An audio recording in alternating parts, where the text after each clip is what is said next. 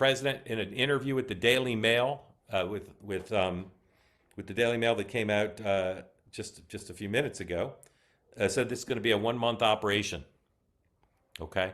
He also said in an interview with the Atlantic that was published this morning that here's the Daily Mail headline. Our friend Nikki Schwab did the interview. Trump breaks silence on U.S. troops killed in Iran war. President gives bleak warning to Americans and reveals 4-week plan in candid interview with the Daily Mail. So he told the Daily Mail 4 weeks. I think that might have been a little expectation setting. I'll get back to that too. Here's what he said to the Atlantic. He said the Iranians want to talk and he's ready to talk. I'm deeply skeptical that there are going to be talks that work. I think if the Iranians did convey that they wanted to talk, the president, as a man who would prefer a settlement to more war, will talk or say he will. But I'm quite confident from my conversations over the weekend that the president is not going to accept anything less than basically abject surrender, giving up nuclear, giving up ballistic missiles, dismantling terror, and changing the government. I don't think he's going to give up with that. And I don't think the Iranians would offer that. And I also don't think, based on the conversations I have, that the United States government trusts the Iranians very much to negotiate in good faith. So while the president said this and while it could happen, I'm very skeptical of that. Okay. I'm also want to put a line here down.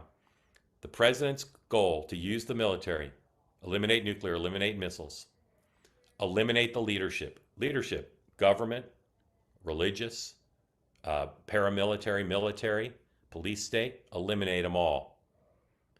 And we'll never know the full story of what Israeli and U.S. special operations are doing on the ground, but a lot of bombs going down, a lot of missiles coming in. Will the president end this conflict and consider it a success if there's no regime change? I believe he will. He said in the video again today what he said in the first video. Iranian people, we're opening the door for you to change your government. Do it.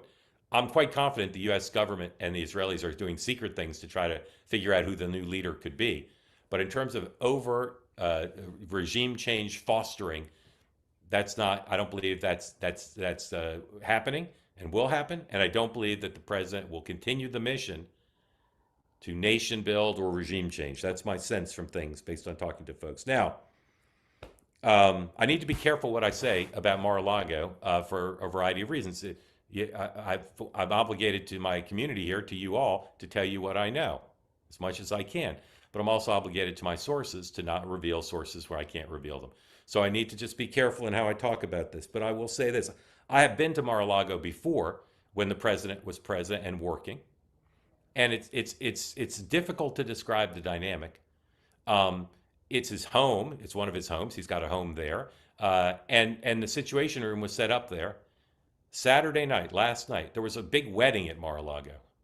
And the president is holding a fundraiser for his super PAC. I think it was for his super PAC, but for one of his political organizations. So think about it in this very ornate, very nice tropical club. Think of it as a four-ring circus. There's the wedding, there's the fundraiser, there's the Situation Room, and then there's the members having dinner. Typically, dinner's on the patio because of the rain. It was mostly inside. And the president's, I don't know that he went to the wedding. He typically will stop by weddings at Mar-a-Lago. I don't know whether he went last night, but he's in the other three rings. He's walking through the dining room and saying hello to his members and chit-chatting with them about stuff that has nothing to do with Iran. He's meeting regularly with his national security team. And he's going to the fundraiser. And by the way, he's also having meetings on other topics. I know of at least 2 other topics that he met on yesterday while he was at Mar-a-Lago. He's doing a lot. And again, this is where I'm going to tell you something about how the president is behaving, not just last night, but based on my reporting other times since the attack started and in the run-up to the attacks when he was pretty sure he was launching them. He is either a sociopath or he's a man of steel. Maybe he's a little bit of both. But he is so calm. He is so relaxed. I don't think any of the other presidents I've ever covered, first of all, none of them would have taken on this war. None of them would, I don't believe.